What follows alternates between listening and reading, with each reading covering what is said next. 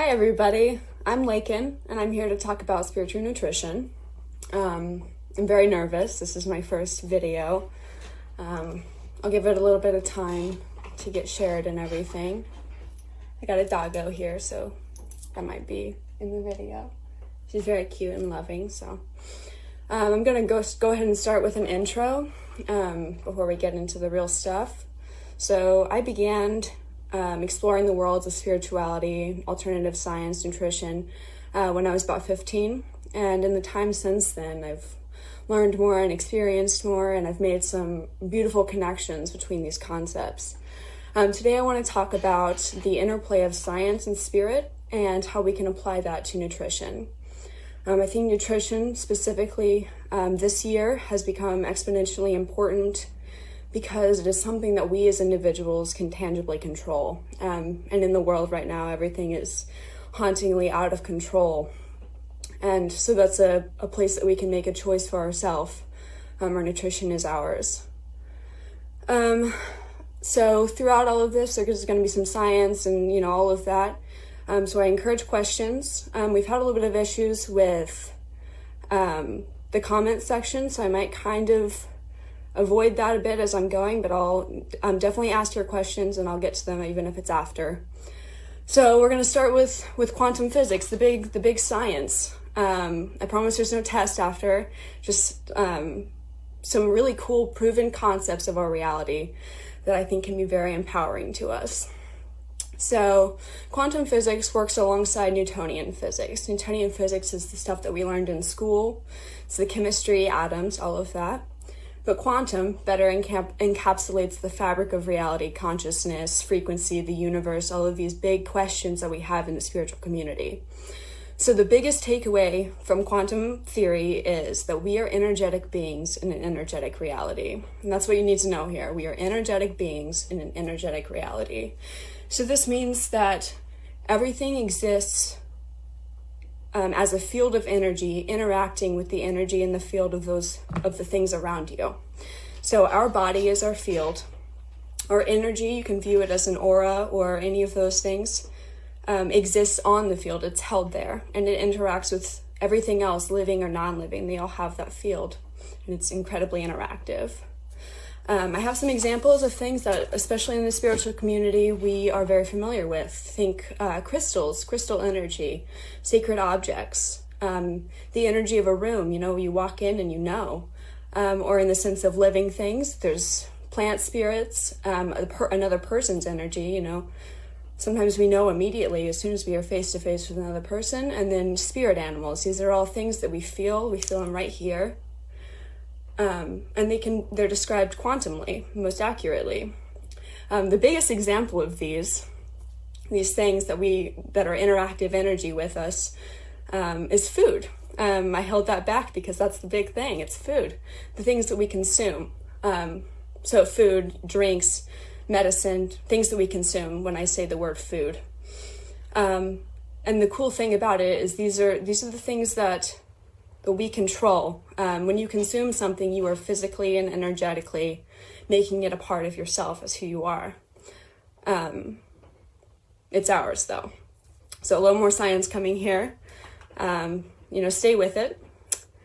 So I want to show you what is exactly happening energetically when we consume food. The best way to describe that is through the measure of hertz. Some scientist somewhere has created a chart of the hertz level of foods, and something that I've studied. I want to break that down for you without reading statistics and all of that, just some of my observations. So as a rule of thumb, the sun is the ultimate point of energy in our solar system. It's the highest form of energy that we can absorb. So plants that absorb this energy directly have a higher hertz value than foods that do not. And that higher hertz value is also, it's a higher vibration. So that's the up here. And that's the first thing that you should consider when you're picking food for spiritual nutrition. Some other things to consider are like the colors of food. We know that color, vibrancy, it's a vibration, right? Raw versus cooked food, that changes things. As you cook things, you're slowly you're depleting it a bit. And then again, whether or not the energy comes directly from the sun. A big spiritual example regarding plants here is plant spirits. So the high vibration of plants and plant spirits seen in shamanic teachings and all of that is where the personality of the plant translate into purposeful consciousness that we are able to find connection with, find healing and insight through. And it's that field-to-field relationship where our field takes on the energy. So just as when we're consuming food, we're taking that vibration. I find this incredibly empowering, and it's something that I've been exploring a little bit more lately. What we have to learn vibrationally from the plants around us. It's incredible. So the biggest takeaway here from the sciencey stuff is that food is not empty. Food is energy, frequency. It is here to heal, nourish, balance, energize, and comfort us. And in our lives, that's the incredibly important part, that we're aware of that connection between us and what we eat, our food. Let's see, are there any questions? Doesn't look like it. Doggo's sleeping over here. It started raining. Okay. So, outside of the science, the beautiful thing about all of this is that there's a whole nother element that plays into the vibration of your food. So what I've covered so far is the sciencey stuff, and so the next step is where we step into the self and the power that we have on reality. We see most of this in intention, in our intent. It cannot be ignored that intentions changes energy, it changes reality, it changes perception. The cool thing, taking it back to a little bit of science here, physicists have discovered that in the study of wave particles, placing your attention on the wave changes its behavior. This is called the observer effect, if you want to look it up. It's also a term in psychology, interestingly, but our attention is powerful. An example here is, I don't personally eat meat. I don't eat meat because my intention there would fall solely into self-satisfaction, right? I don't think about the animal, and if I do, I can't eat it. On the flip side, I'm going to use my brother as an example. My brother honors the food that he eats, or the meat that he eats. He's able to honor the animal in the process, thus connecting with the spirit of the animal, which there's no science behind this, but I strongly feel that intention brings life back into the meat. And that's the power that we have over food, the ability to change those things. Another example is, I love bread. I absolutely love it. And, minimal nutrition, it's low vibration, it's been cooked and all of these things. However, my intention when I eat bread is comfort, it's community, warmth, joy. And so those are the energies that I place on the food. And then in consuming it, I consume those energies along with it. That intention is powerful, and it plays in just as much as the science does. And that's the beauty of it. So I'm sure we all have similar experiences of how we think about the things that we eat. And those are the parts that make us humans, that are, we're able to enjoy things and find pleasure in food. We're not robots seeking fuel, we're humans. The intention brings us the mindfulness there. So I want to talk a little bit about the way that we can apply this to our lives. Through my coaching, I usually take an approach of Ayurveda. So Ayurvedic teachings are a great avenue for tweaking nutrition for ourselves specifically, right? So it's a personalized lifestyle. It is taking an understanding of ourselves, our body, our personality, and our current mood, just the day, and intuitively choosing food and imposing our intention on our food there. So in the idea of the path of spirituality, of spiritual nutrition, that is your intention, right? So the intention is that we choose to embody our higher selves. a place that's right here. It's closer to Great Spirit, Source, God, anything, whatever that is for you. And that's the intention that I'm speaking through today.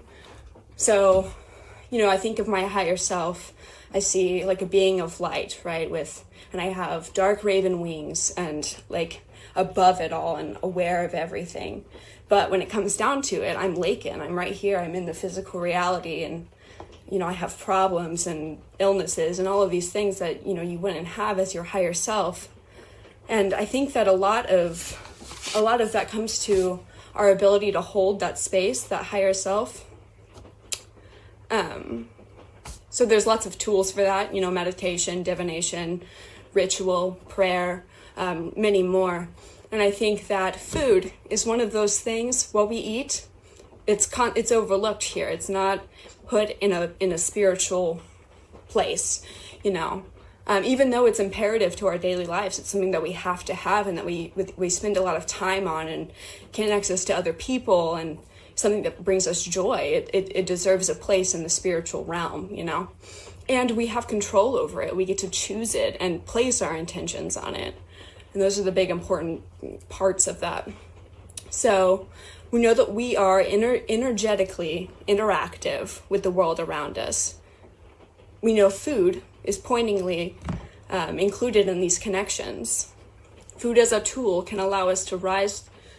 It can allow us to rise the vibration of our body, our vessel here, the field, in order to hold our higher selves, our godly selves, or our self that is connected to God. And many find also that the mind follows there. If you're thinking about your mental health and all of those things, it typically follows. But point being, food is not empty. Food is full of frequency, and in addition to our intent, we can use it to help us reach our higher goals, our higher place.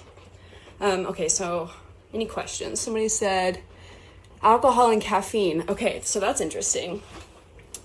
When it comes down to, I also want to say I'm 20, so I'm not of a legal drinking age, so I don't know if I should even talk about it, but alcohol is a poison to the body. However, like what I was saying with intent, we're also humans and we have like substance and things like that we help us enjoy ourselves or whatever it may be. I would say that in that process for alcohol, make sure your intent is in line. That is the most important thing with any substance. Control your intention there. And then caffeine is interesting because it's definitely one of those in moderation things. I would say like in a frequency-based idea, no, it wouldn't be particularly beneficial, but I also know that our brains function better with a slight amount of caffeine and slight, not like 8 cups of coffee a day or anything, but that's interesting. That's an interesting thought. And intent is huge there. Where science isn't sure, intent is where to go. So I got through this really fast. So if anybody has any more questions, I'm very happy to be able to share all of this. I talked really fast because I was nervous and everything, but this is what I do in my coaching, not the talk fast thing, but this is what I bring people through. It's an empowering way of using food to control yourself. It's often a missing piece for people, is what I find, and it can certainly help you in the huge feat of reaching that higher self. The higher self is who you want to be too. It's who you deserve to be, and that's the biggest thing, is you deserve the higher self. My role as a coach is to facilitate, inform, and support as many people in that journey as I can. What are the high vibrational foods? Okay, so this is what I was talking about with the sun. I didn't want to get too far into it, but since you asked, I would love to. The actual highest vibrational foods on the Hertz scale are algae. Those are things that solely photosynthesize, right? So they're literally only worrying about the sun and the energy photosynthesis produces energy, right? So things that aren't like fruiting and flowering, those are the highest, the very top of the pyramid there. And then as you go down, you hit vibrant vegetables and fruits, and then you get like starchy vegetables. These are roots, so they're less interactive with the sun there. And it's funny because the sun really is like the top of it. So as far from the sun as you get, the lower the frequency there. And, you know, in terms of meat, if you think about, hi, Stephanie, I hope you're doing well. But if you think about meat, so like see a cow, right? The plant, the grass that the cow is eating is interactive with the sun, right? And it gets that second-hand energy from the grass. And then we kill the cow and we eat the cow. So we're getting like a few layers down, you know, 10% of energy is lost every time. So the highest vibrational food, to answer the question, are the ones closest to the sun. And the ones that have been altered the least. Okay, are there any more questions? Oh, I see one. Yes, the colors of the chakras, that's an amazing way to think of it. Yes, I absolutely do believe that. So colors are frequencies, right? So and it's funny because in the Newtonian idea of chemicals, the more color, the more chemical power, but also the more frequency power. So when you're eating green, right, it's opening your heart. And you know, you eat purple cabbage, you're reaching up here, and red, like grounding roots and stuff, that's your root chakra. So absolutely, the color, when you're focusing on chakras, that is definitely the way to go there. Let's see.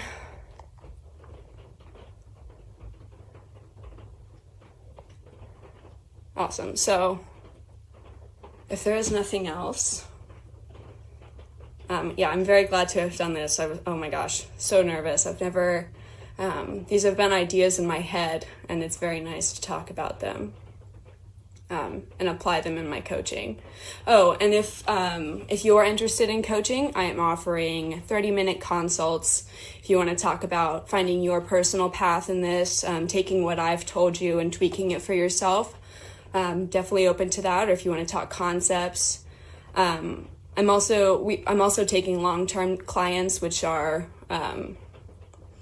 you know, working through it, even outside of nutrition, taking it into our lives, into our relationships with other people, all of that, just taking the big ideas. But if that's all, thank you, everybody. Makes sense. Yes, yeah, and that's the beautiful intention of meat, Sylvia. The red, the blood, it's survival, it's primal, it's all of those things. And I personally I can't like get there, but a lot of people can, and that's powerful, and you should absolutely use it. 30 minutes. Orange food would be a sacral place. So that's your safety, and all of that. So your sacral chakra is where you're safe and you're sure of yourself. All of those energies going on. Giving thanks, absolutely. So that's another whole subject of eating is digesting, right? So even if you're eating something that is wonderful for you and you are not, giving it thanks or like identifying it, I guess, your body won't digest it. That's like a problem in a lot of people's digestive systems, is they don't actually digest it. So giving thanks is a really good way to make sure you're absorbing what you can from it. And however you do that, praying before dinner, taking time eating. That's another big thing, is when you rush through it, you aren't sitting and observing it and being aware of it. Is there a spiritual reason for eating disorders? Oh, I mean, definitely. I think that spiritual reasons play into any disorder anywhere, ever. I would go for like an honoring the body situation there. I don't know specifically, but thank you, Stephanie. Yeah, Stephanie was one of our first clients, and she has done amazingly and is great to talk to about it if you do want to talk to anyone besides me or Tay. Make sure I'm not missing any. I did only go for 30 minutes. I'll try to. I like the colors thing. I actually made a note in my notes about a joke I was going to make about vibrancy, how it's like a vibrancy, because that is what color is. Color is frequency.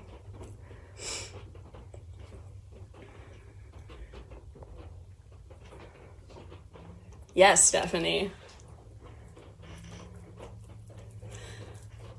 And I also want to point out that that's why I made a point to talk about the meat, because at first, when I first started thinking about these things, I immediately went into like an entirely plant-based philosophy, which does work for me, like I said. But talking to other people, and Sylvia specifically, talking to Sylvia about it, and my brother, and a lot of other people, intention overrules a lot of those things, and that's very powerful. Something that I've learned there. I pretty much wrote a dissertation here and had to like cut it down and be like, all right, calm down. All right. Everybody good? Thank you so much for watching and asking questions.